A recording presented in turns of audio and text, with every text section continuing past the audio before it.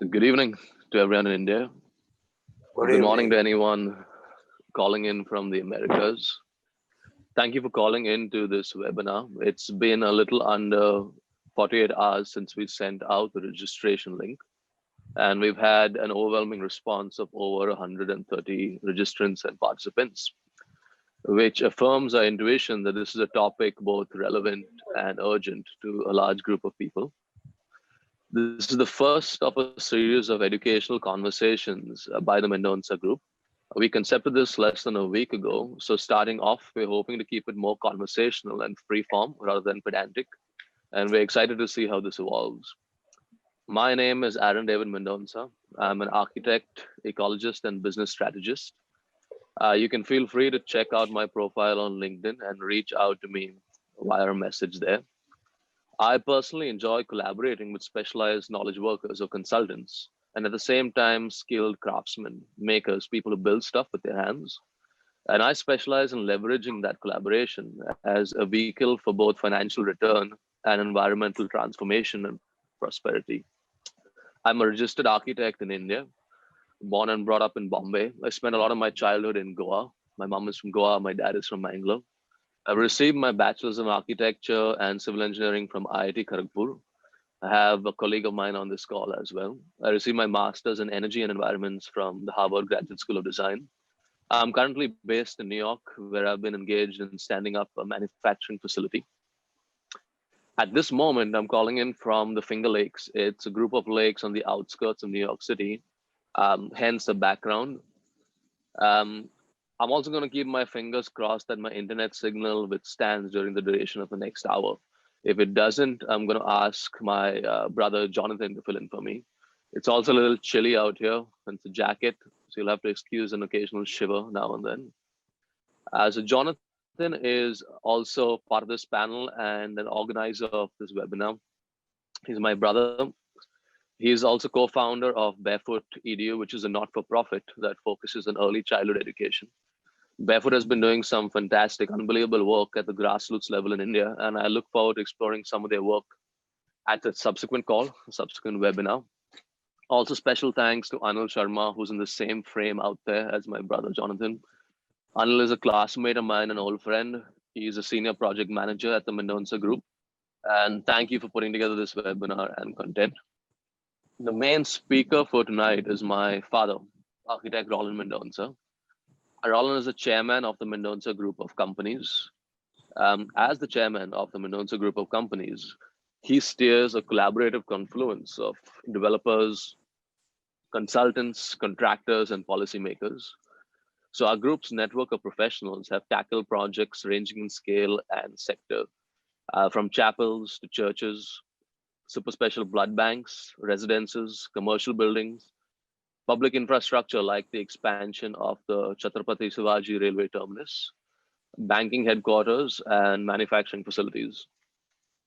So throughout his 35 years of practice, Rolin has always envisioned an integrated stewardship for built environments.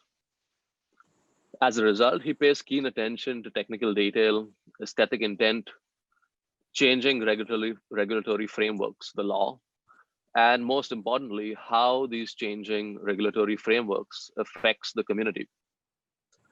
So talking with my dad about a week ago, he introduced me to some new legislation that was being passed in India. And as an NRI, I've been out of the country for about 5 years. I visit now and then. It's legislation that I personally wasn't too aware of. On hearing him out, I felt that it was pretty significant as both an impact, but more importantly, an opportunity. So it's an opportunity, I think, for a lot of us for some amount of wealth creation if we act on it. The regulations I'm referring to in particular are the self-development provisions and incentives. So I suggested that he respond to my queries in the same way that he did about a week ago in this open format webinar so that a larger audience might benefit for it. Now, before we begin, for those of you who are new to Zoom, a little bit of housekeeping rules. See, there's a few images coming around of our projects. Could you move to the slide which illustrates where the chat icon is? There we go. Right. So a couple of housekeeping rules. Most of you are muted right now, just to block out your background noise. There is a chat icon in the bottom center of your screen, right next to the green arrow.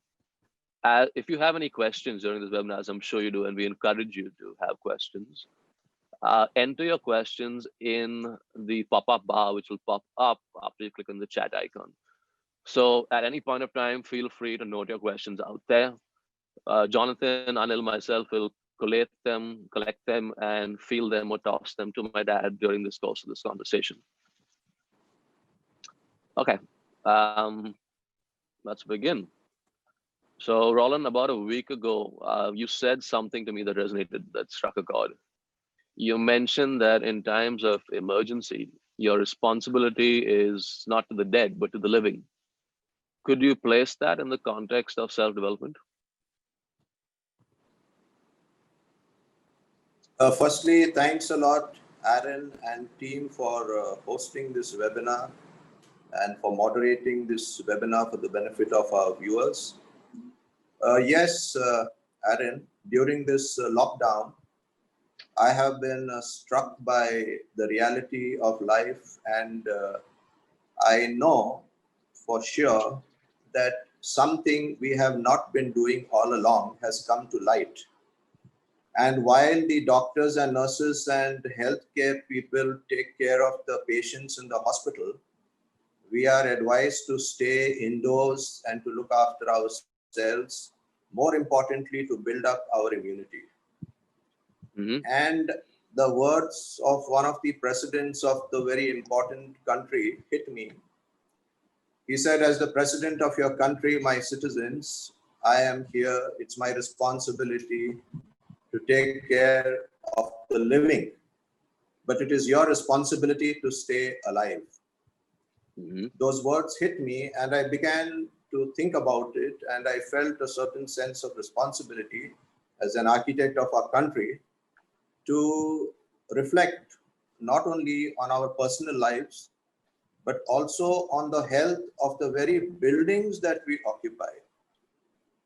I shuddered to think that during this lockdown, what would happen to the buildings if suddenly there was a storm, if there were floods, if there was an earthquake, if there was a fire.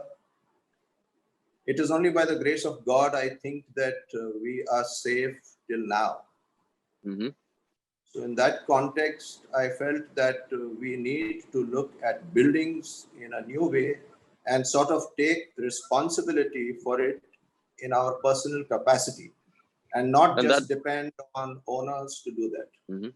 And that's something that resonates with me, because I've always thought of buildings as kind of an exoskeleton to the human organism. We've been spending so much of time at home right now, and we wouldn't be able to be where we are, do what we do, if we didn't have these shells and shelters around us. So let's talk about the audience, right? We've had around over 130 people register for this. Who is this audience? What is the concern here? Who needs to be paying attention? I think this webinar information will be beneficial mainly for tenants of old buildings, members of housing societies, owners of properties, custodians who look after properties, and trustees of other trusts who own properties. That should be our main target audience. And of course, we've got a whole group of very interesting consultants with us. And we would like this to go out to all of us as one living community of the world. We need to ready our... Sorry, so we're talking about... Yeah, I think there's a little bit of a lag here. Apologies if if it seems like I'm interrupting you now and then. But we're talking about people living in structurally compromised buildings. And it's applicable, from my understanding, not just to owners of these buildings, but also tenants. Tenants too are equipped as a result of the legislation to take some action and be involved in the development.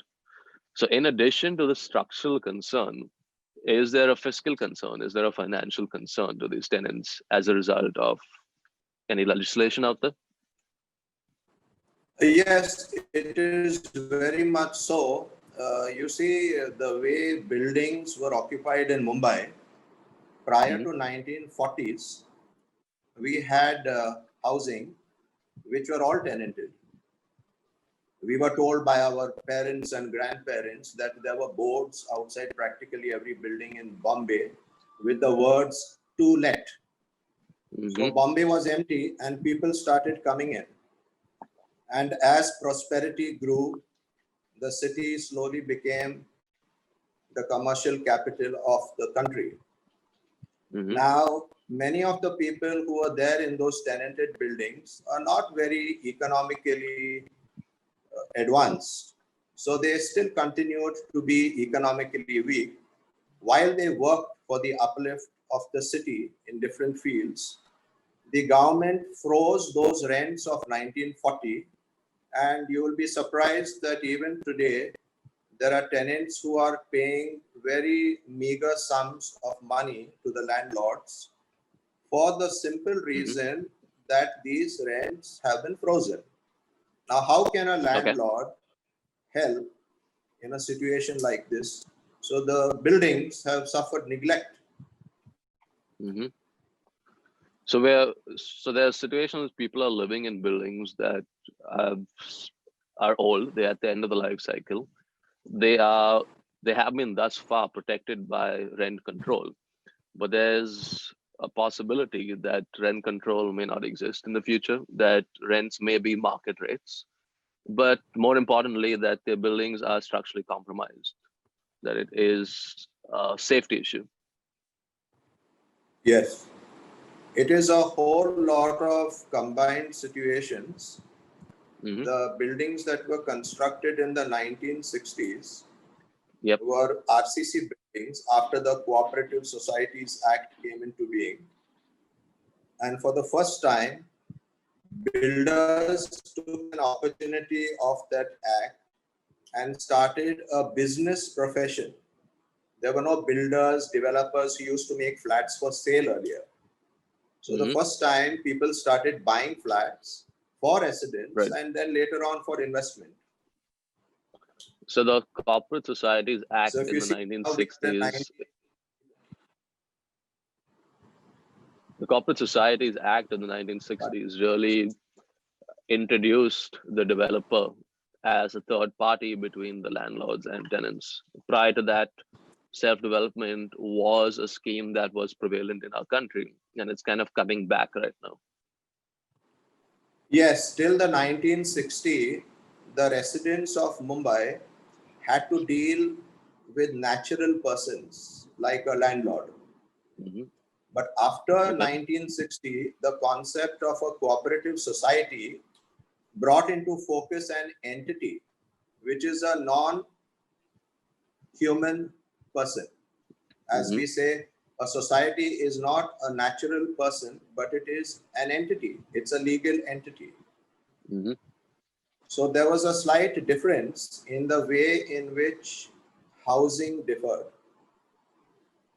So earlier there was a landlord and a tenant who had a direct relationship. Now flats were being purchased by the owners, and after the flats were all sold, the owners came together and formed a society, and the ownership of the building now vests with the society. Yeah, right. Now, and there's obviously gains to be made in taking on that responsibility of development, right? So real estate, I think, is the one sector which has created the most number of billionaires in the world. There's a lot of money in real estate. There's a lot of incentives in real estate. But for someone who's living in a structurally compromised building, they have two options, right? They can pursue the repairs of their building or redevelopment. What is the cost and benefit perspective of these two options? Should I go on for repairs or should I go on for redevelopment? That's a very good and pertinent question. As I said, the buildings that were of old were of a totally different design. They were known as load-bearing structures. The buildings constructed in RCC, apartment buildings, are designed for a life of 60 years. Mhm. Now these old buildings, many of them are more than 100 years old. And during the course of its life, those old buildings which were made out of brickwork, maybe they had some wooden posts, now are Mhm. being repaired with steel, and the whole building has become a type of a hybrid. Right. So those buildings which are being repaired, many of them, most of them come under the purview of the MADA, which has a repair board to which Okay. the part of the rentals are paid as repair cess. MADA Mhm. has kept a budget of 3,000 rupees per square meter, which translates to about 300 rupees per square foot for the repairs of these buildings as a cap. Mhm. This money is not actually sufficient to repair a building and make it strong. The type of repairs that has been carried out so far has prevented collapses. Mhm. A building that is a load-bearing structure is not really designed as the vagaries of nature keep on becoming stronger and stronger. Even the RCC Mhm. buildings which were constructed in the 1960s are now towards the end of their life. The code which was prevalent at that time, for the purpose of layman's language, the concrete strength at that time was known as M150. But now Mumbai being a coastal place, the grade of concrete has to be minimum M200. Mhm. So as you can see, the grade of concrete itself as per the code Mhm. is more than the grade of the buildings that are constructed. So most of the Right. buildings constructed are substandard in that sense. Right. So what I'm hearing is that uh, with the Societies Act of 1960s, buildings were built using RCC structures or a hybrid of RCC, wood, brick. And these buildings were designed at that point of time from a code perspective to last about 60 years, or rather, they had to meet a performance criteria of 60 years. And 1960, we're now in 2020. It's exactly 60 years from there. So we have a bunch of buildings that by code have satisfied their performance criteria. And now it's really up to the variations of how well that building was built back in the 1960s in terms of do they have 1 more year, 5 more years, 10 more years in their lifespan. That's right.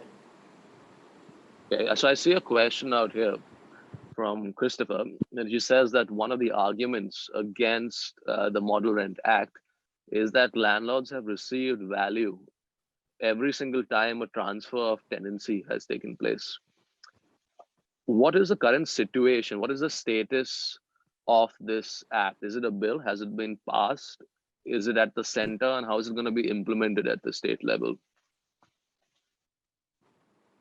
Yes, there are newspaper reports that Central Model Tenancy Act has been put for the review of the states and the union territories. Of Mhm. course, that Model Act, if you look at it in its entirety, I would say would naturally be frightening to anybody who didn't know about it, because it opens the doors of rentals, and the cap on standard rent seems to be possibly a thing of the past. But let me tell you, this act has not come to Maharashtra, and I'm sure Maharashtra has got a lot of professional lawyers who are not going to take this so easily. So Mhm. it's a matter of wait and watch. But at the same time, one cannot be, caught at a time when you have no alternatives. So I So see this is a another good time point. to. Sorry, go ahead. So this is a time when we should be aware. We Mhm. should be aware what's happening in the country, and I hear that Chandigarh, one of the union Yeah. territories, has already taken it up and has started Okay. inviting objections from their residents. So, So another the comment in the act is chat. not. Another comment in the chat is about how the landlords so far have not been incentivized to maintain or repair their buildings because they simply have not been getting enough revenue from the rent as a result of rent control. Now, in the case of self-development, are there landlord incentives in addition to tenant incentives? Yes, for your information, the city of Mumbai is one of the only fortunate cities possibly in the whole world, leave alone in India, to have a repair board. Mhm. Because the landlords are not having adequate funds through the receipt of rents to maintain the building, a very small portion of the rent is paid as a repair cess to this agency known as MADA. And from time to time, they do little repairs to the buildings to keep the building going. Mhm. Over a period of years, because the life of these buildings has become precarious, they had started with certain incentives for redevelopment. Okay. So in Mumbai, there are more than 16,000 such buildings Mhm. which would possibly need to be reconstructed. And definitely, any owner of a building and any tenant would like to see a clean paper. They would like Mhm. to see certain agreements or a draft agreement to understand what is the implication of all this. So some projects did get redeveloped, some got stuck, some are under litigation. So there is a crisis actually in the city of Mumbai, and many tenants are at a loss. But as you have been asking, yes, the government has been proactive and they have now brought out a new type of a possibility, which is the self-redevelopment possibility. It's a model, Mhm. and this is So a let's very, very interesting model. so let's break down some of the incentives. I see a comment over here around FSI. So for those who may not be familiar with the terms, FSI is floor space index, right? It's the amount of area you get to build as a multiple of your plot area. What is the benefit in terms of FSI if you were to go in for self redevelopment rather than a typical development? And I see a comment which comes under 33.9 in terms of FSI. What is the FSI the landlord and the tenants would receive through self redevelopment versus traditional development? I must tell you that actually the relationship between landlord and tenant for many years has been a very sacred relationship. At this moment, we should thank many a landlord for carrying on to go with the government control and having continued to give housing to the people of the weaker economic segment of society. Today, that time has come when the landlords will reap a very great harvest for their patience, Mm-hmm. for being there. Although many will say that what did the landlords do? They didn't repair the building. But come on, this is arithmetic. Everybody knows that money is required. Mm-hmm. Today, it is seen that the incentives for a residential plot in the city of Mumbai, away from the 1.33 coefficient for an ordinary plot, is now being given to MADA cess properties as an FSI of 3. And not only that, Mm-hmm. if the property is already encumbered by a building and if Okay. it is consumed as FSI has crossed 5 or 6, MADA is still going to give you that FSI for rehousing the tenants. They will be given a small incentive for their cooperation, Mm-hmm. and the landlord will be given an additional 50% Mm-hmm. as a So, sale component. mhm. So if we were to go for redevelopment, all the tenants would be rehoused. Would they'd be rehoused? Would they be getting smaller flats, same size flats, larger flats? And then there's separately the landlord component. After having rehoused the tenants in this new redevelopment, the landlord has a sale component which they can reap and harvest.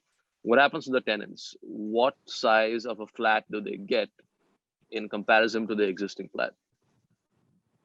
It all depends on what is the legitimate carpet area of the flat they are occupying. Okay. As per their legitimate carpet area, they will get exactly that same area.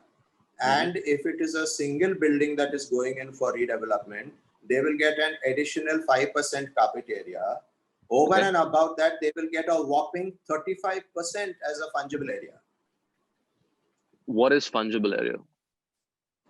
You see, once upon a time, the development control regulations allowed 10% free balcony area for residences, flower beds, which were free of FSI, parking was free of FSI, and quite a few appendages to the building were free of FSI.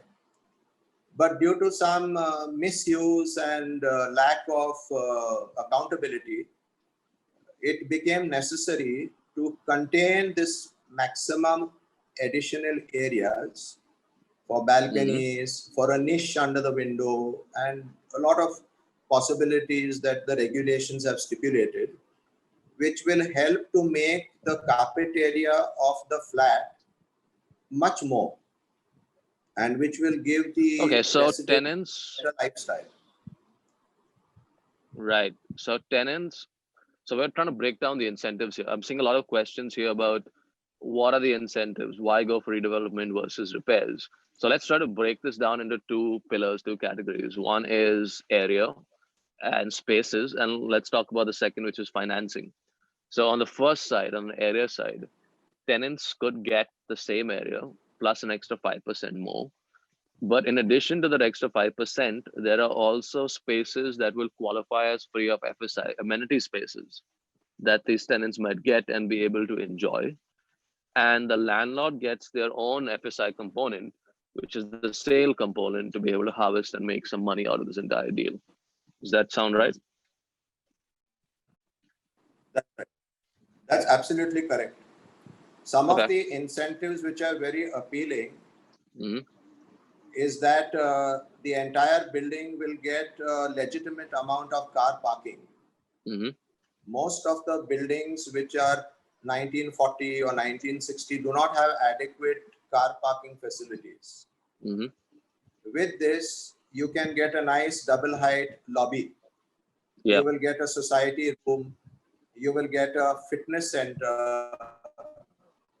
You have an underground tank with an overhead tank with 24 hours water. Your water will be metered, so your property tax will come down. You will have a lift in your building. You will have an alternate staircase in case of a fire or an emergency for your safety. So there are quite a lot of facilities available, and to top it all, they are even giving you a free swimming pool. Imagine it will be like one of the best cities in the world, something equivalent to what you have there in USA. Okay. What So about all financing? These incentives are there. It is. Sorry, go ahead. I interrupt you. Please complete your thought. Yes, that's a very important point. Till now, the builders who took on the opportunity to construct and reconstruct these buildings got a fair share of returns, not only for the finance that they invested, but also for their services which they rendered by getting an architect on board, by getting consultants, getting the plans approved. Now, as I mentioned, because of the little tight situation, builders are no longer forthcoming, and the whole proposition does not seem very rosy. So we are back to square one, as you rightly pointed out, where the occupants, that is the end user, is now empowered by a new provision in the Act for self-redevelopment. And once the tenants and landlords form a society, the government has even made a provision to fund up to 90% of the cost of the project, which is a very, very, very advantageous situation. Not only that, go ahead, complete the thought. These finances come with a subsidy of 4%. So the rate of interest of 12.5%, which the bank charges, will now come down to 8.5%. There is also a moratorium and a delayed returns on the payment that will accrue to the bank. So I think as an architect, there never has been a better deal. So to compare it with what we have out here in the US, I'm pursuing a small development of about 12 multifamily units out by a lakefront in Tennessee. For my development, I've got to put up 20 to 30% of the capital, and the remaining 70% is financed by the bank. In the US, there's always been incentives to people who are developing or building their own primary residence as opposed to developers. We get a little more financing, we get a little better interest terms.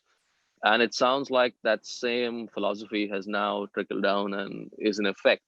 What we're talking about, not just 70% financing, but 90 or 95% financing. That's a lot. That's right. The banks are willing to put up a lot of cash to enable this to happen. They've got a moratorium period of the construction period, 1, 2, 3 years, depending on the number of buildings that are coming together. Who puts up that remaining 5 to 10%? Is it the landlord? Do the tenants have the ability to also contribute? Can the tenants contribute and therefore get some benefit from the sale component by contributing to the remaining 5 or 10%? Oh yes, if there are a few well-to-do tenants in the building, if the landlord can put aside 10% is a very small amount when compared to 90%, but it is also a large amount in terms of actual cost. But if they do put that money down, I'm sure the landlord and the tenants themselves can work together with the consultants and work out some equity benefits. Okay, great. I'm seeing a couple of questions here about the builder wanting a high return, what is left for the owner. I'm seeing another question here about, can the tenants take recourse? So trying to frame these questions into a model of clarification and understanding. In self-redevelopment, who are the parties involved? Is there a builder involved? Who are the parties? Is there a society, the landlord? Can we talk about who's involved, whose consent we need to get in order to be able to move forward? The way it is stated, you have to first get about 51% consent of the tenants and the landlord. Okay. They come together and form a society which becomes an entity that the bank can rely on. I see. They appoint professionals, a project management consultant, architect, and do what is called due diligence on the property. They will study and see whether the title of the property is clear. They will see whose name is on the property card.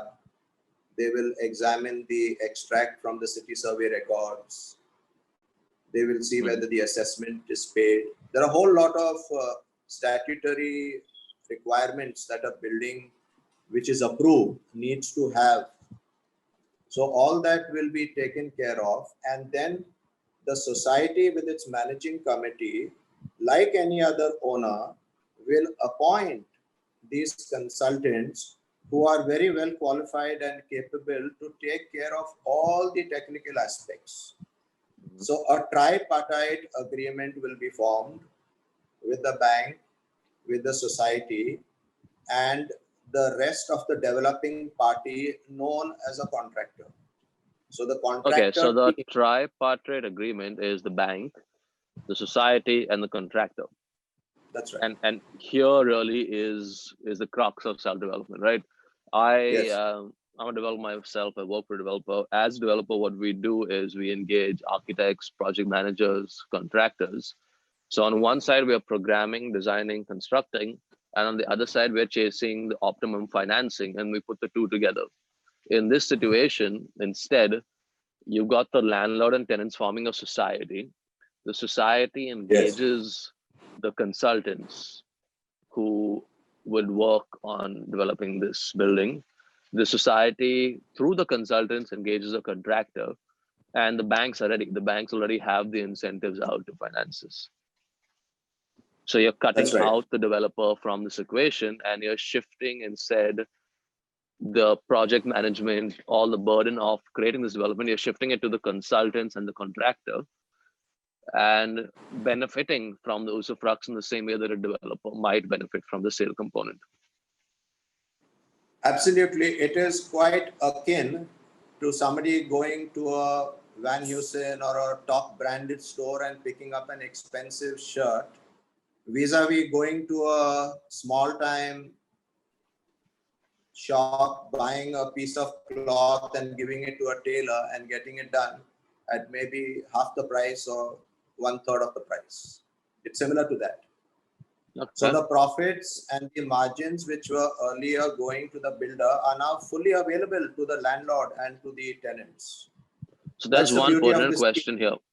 Over the past number of years, because of many reasons, rent control or whatever, there often isn't an ideal relationship between the landlords and the current tenants. So what happens if the landlord is not in favor of redevelopment? Can the tenants take any recourse to pursue a redevelopment without the consent of the landlord?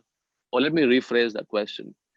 If the landlord is not interested in self-redevelopment, can the tenants convince the landlord to be interested? Are there incentives for them? How do you get the landlord on your side to pursue self-redevelopment? See, Mumbai has developed, and Mumbai is a financial capital of the country. All cases in a court of law ultimately get resolved by a monetary decision. Even family matters ultimately get resolved through a financial amount. What is important is to find out what is the landlord having to fear. Suppose if the landlord feels that he would like to retain the building, that can be discussed. The tenants can come back as tenants, that can be discussed. There is a very important aspect given to us by creation, and that is intelligence. Everything in this world that man lives by is through his own intelligence. So when the rest of the world has come out with different models and our country is also looking at different models, it means that there is a domain of intelligence, of creativity, where we can harmonize together the way nature has taught us during this lockdown pandemic. We need to understand that we are all part of a society. Everybody's relationship should be one of utmost respect. And I don't see any reason why a landlord would not go in for self-redevelopment when the whole ball is in his court. So it's almost as if these regulations have created an opportunity for landlords and tenants to repair their relationship. It's kind of a win-win for both. And so here's an opportunity where the landlords have been suffering. Go ahead. Not only is it a win-win situation for the landlord and the tenants, it is a win-win situation for your neighbors, because all your parking which was on the road will now come back into your colony. They have also given incentives if you have a cluster development with better incentives. So the roads of Mumbai will get a little freed up, because now almost 70% of our housing is all rented. So you can imagine the magnitude of cars that are lying on the road because they do not have a legitimate parking space within their premises. Also, because Mumbai is a growing city, and there has been a dream to make it a Singapore, to make it a Shanghai. On the eastern side of the city, the Bombay Port Trust, Mumbai Port Trust, has also a dream and a vision to make that into a Miami-based tourist hub. For many of those who are on this webinar, they may or may not be knowing, there is a colossal amount of land on the eastern waterfront, which is also going through a similar uplift. The matter is pending now at the central government for deciding what should be the lease rent Okay, great. So So it is where not only these tenanted buildings, but it is the entire Mumbai which will stand to gain from this. The coffers of the municipal corporation, the government will all improve. There will be more funds available. And the best part of it is all this money is not coming from the pockets of the tenant or the landlord. It is coming from the latent potential of the plot great. because of the new type of incentives that are given by the government. Okay, so I'm looking at the questions. We're getting a slew of questions here, and keeping an eye on the clock. We've got about 20 minutes left. So I'm going to try to address some of these questions based on what I've understood from you and field the rest back to you. So there still seems to be some doubts around what are the basic advantages or disadvantages of self-development. And summarizing that is that self-development offers a higher FSI component. It from a tenant perspective, tenants are now going to move from a tenancy in a structurally compromised building to a situation where they may have to pay more market rent to possibly ownership of their flats at a slightly higher area with amenities. From the landlord's perspective, the incentives are they get this extra FSI, which has a sale component, which they can sell and reap a profit of. My third takeaway is that the tenants can collaborate with the landlords, work out unique deals by a case-by-case scenario, contribute to the financing, and get a share of the usufructs of the sale component. The financing incentives are that the bank is willing to offer a higher degree of financing at favorable rates if you are undertaking self-development. That same level of financing is not available to the landlord if you do not pursue this path. So it is interest of the landlord to pursue this path. We've also touched upon the fact that if multiple buildings in adjacency to each other pursue development together, they get a greater incentive. So if you've got 1, 2, 3, 4, 5, 6 buildings, you get more and more sale component that you can build together. So there's an incentive for people to come together. So now I think the thought that is on everyone's mind, as is reflected in the question, is typically development is not easy. It's hard. There's a lot of steps in the process. There's approvals that needs to be taken care of. There's contractors that need to be hired. This was all the burden of the developer previously. And in a country like India too, sometimes approvals get stalled in certain places. And in the absence of developer, who takes on the burden of getting the approvals? Who takes on the burden of going from concept to IOD, to approval plans, to hit the hammer on the nail and start construction? Who If you look can around, take the project to you will construction? find that if you take a look at the structures around you, let us say that there are two types of structures in the city of Mumbai.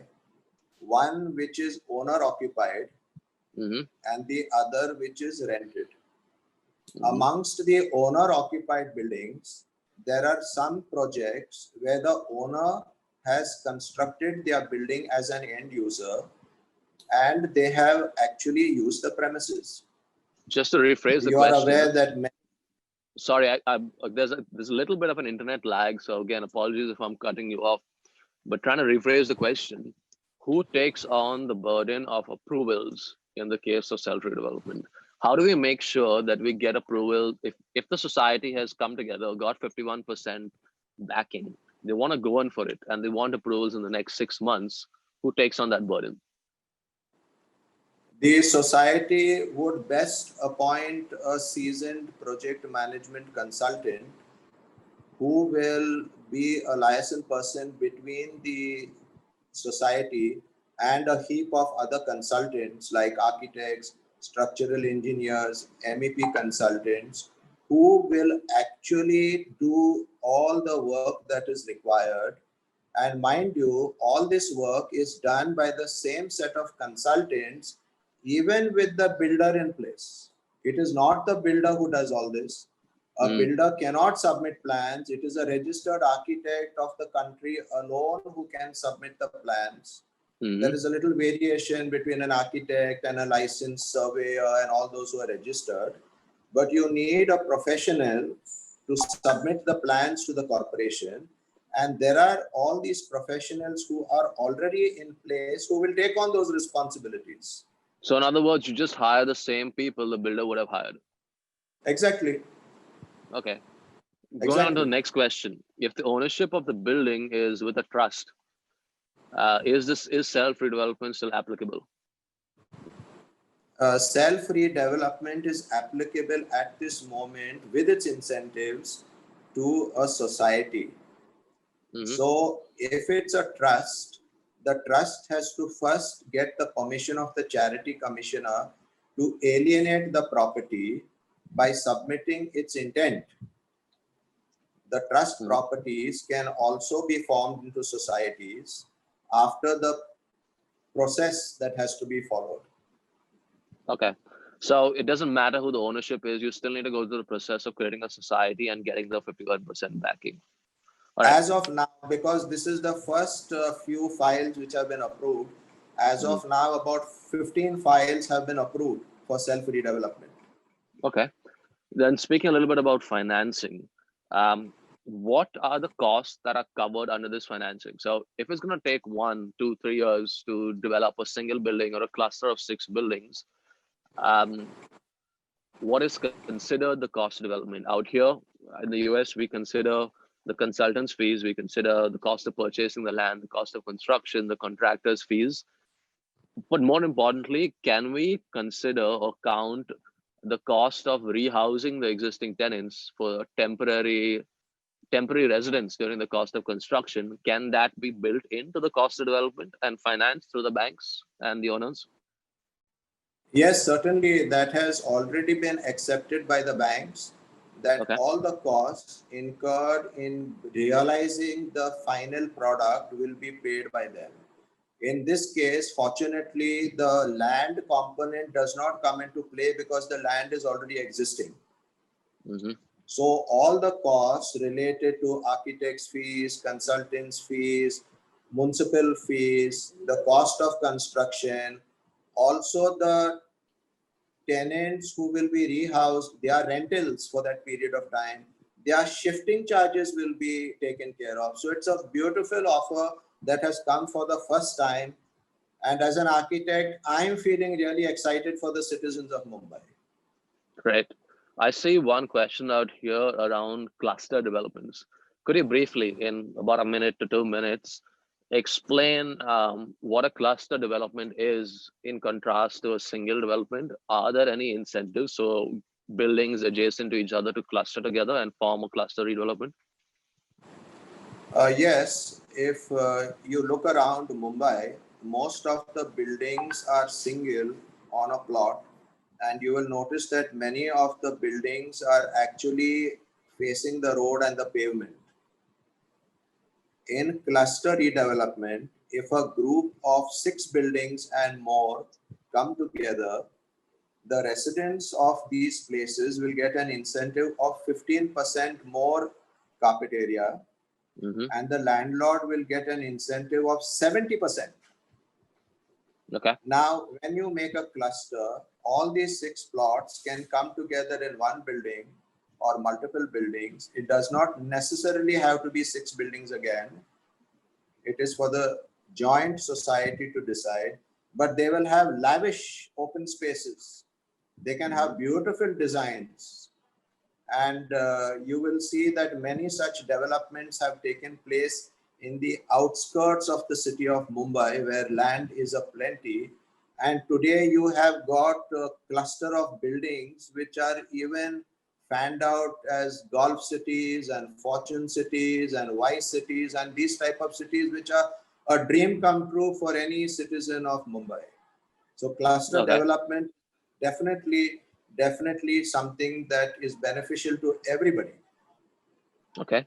And on that same thread, amenities. So there's a question around someone has seen a bunch of redeveloped buildings without basic amenities such as parking.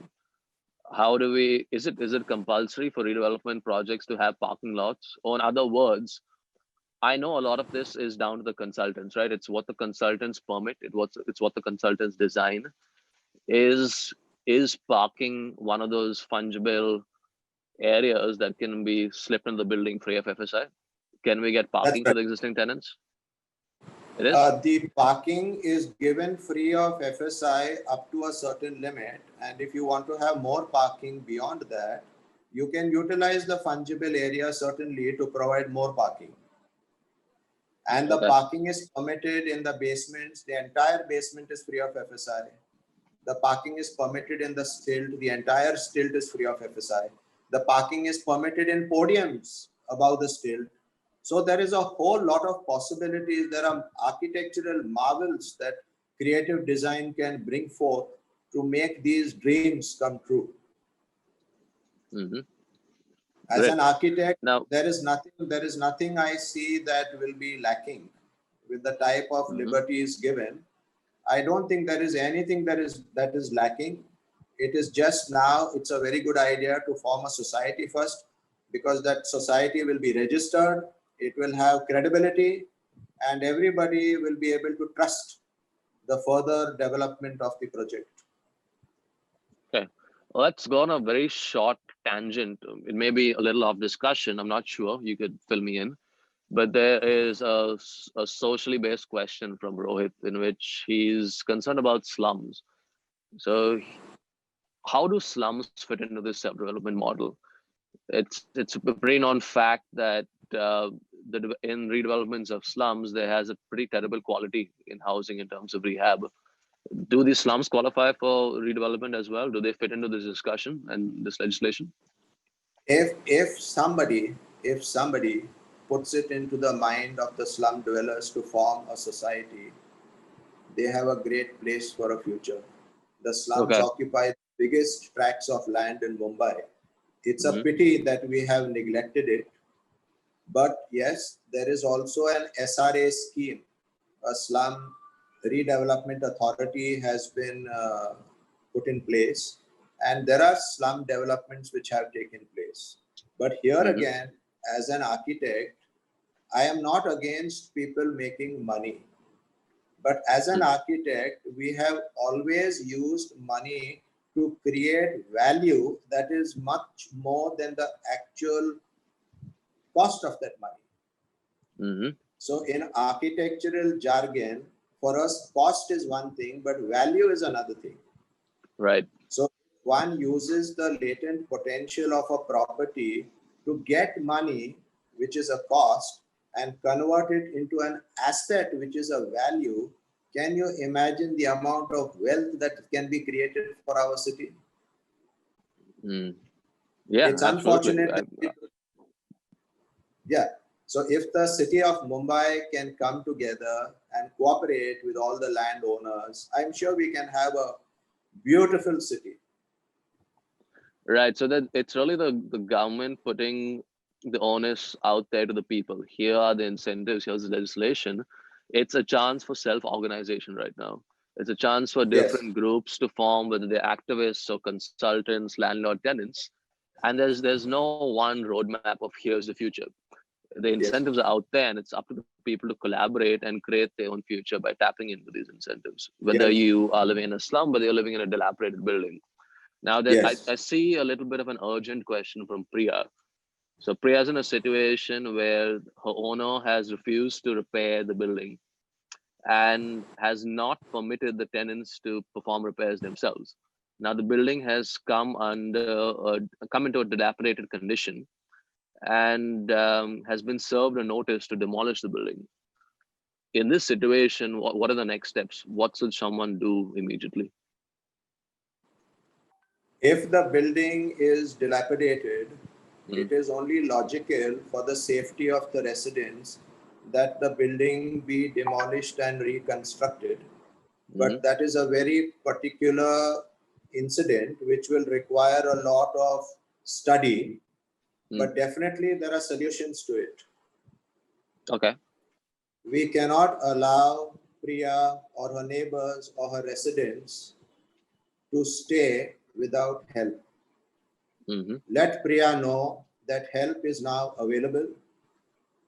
We can put them in touch with the right people, and definitely the landlord may be having his own reasons. We are Mm-hmm. nobody to interfere between the relationship between those tenants and the landlords, but all we can say that we are ready to talk to them and to help them out. Mm-hmm. Okay.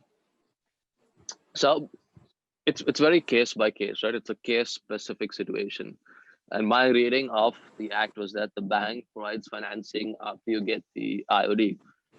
Um, so it's almost as the tenants need to engage with their landlord, form a society, get 51% approval, engage some consultants to pursue this, get it to the point where the drawings are permitted, and now they are financed to be able to relocate it.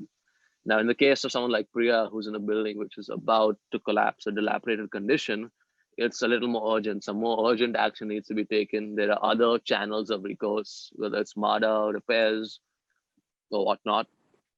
Um, so we're about 4 minutes away from concluding this webinar. What are the next steps people should take collectively? Who can they reach out to? How can they reach out to? What are the channels for them to be informed? And I am a little concerned for Priya at this moment. Please reach out to her and tell her whatever has to be done will be done, but first to get an agency to prop up the building. Okay. I see. So just get someone to prop up the building and prevent it from collapsing immediately. Yes. Right. Now, in order for someone to pursue this channel of self-development, is there a particular set of documents they need to collate? What is the first step they take to pursue this? Of course, the society as an entity would first need to have a certain set of documentation, and the most important documentation is the conveyance. Mm-hmm. The conveyance deed has to be registered, and then the name of that society will appear in the property card of the government. That can be obtained from the collector's office. Mm-hmm. Okay. And apart from that title clearance, all the other documents will fall into place. But the first and most important document is the title clearance for the property. right. How does one go about collecting these relevant documents? Well, the society or the tenants, if they have the knowledge, they can go about collecting it themselves. But it Mm-hmm. is also possible that once they would in any case require a PMC and an architect to do a due diligence study on the project. So at that time, they can start with obtaining all these documents at the same time concurrently. Okay. I think we are nearing the end of this webinar. So Jonathan and Anil, again, thank you for organizing this. Is there any final comments you'd like to put in before we follow up with the subsequent one?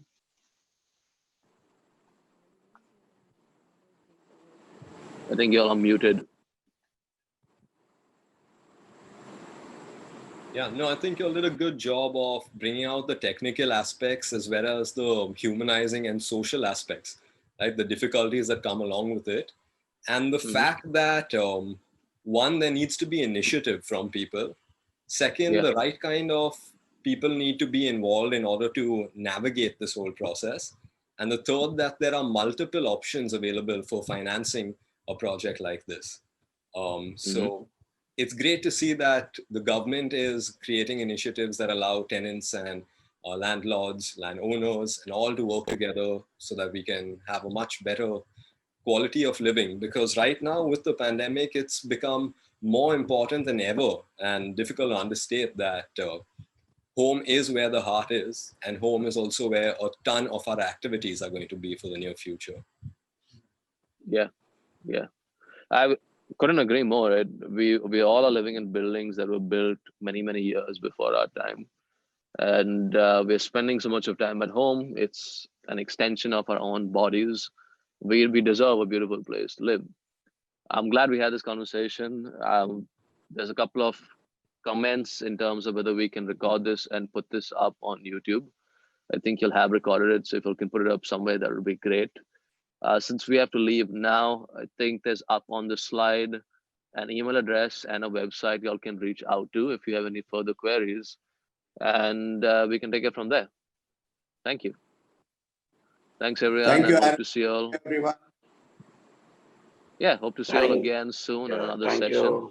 Yeah, thanks for having you all join us for this talk. If I'll be leaving this Zoom meeting on for the next 5 minutes, people can feel free to unmute themselves, chat with each other, and take this forward in any way that they deem fit. Great. Fantastic. Thanks, guys. It's Chris here. Hey, Chris. All right. Bye-bye. We've got to go for another walk by the lake now. Yeah, so I Okay, guess this kind of Zoom meeting is too short to really cover everybody's interests, and probably another series might be due, I think, soon. Thanks. Yeah, absolutely. We're going to explore that with Jonathan. Again, Jonathan, as part of Barefoot, is working on education. So this is something he's both deeply interested and experienced in, but how to get information out there in the changing dynamics of a virtual world. So we'll follow up with Jonathan and see what the next evolution or the next episode to this conversation should be. All right. Thanks, The everyone. record of the chat should probably help you direct the next. If everyone can turn their cameras on just for a quick second, I'll take a nice screenshot of everyone who's attended.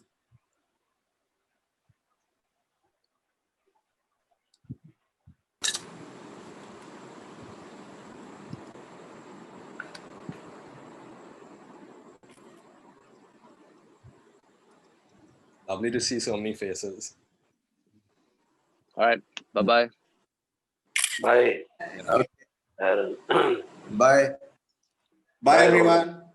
Bye, Rolin. Bye. Nice. Bye. Bye-bye. Bye. Thank you.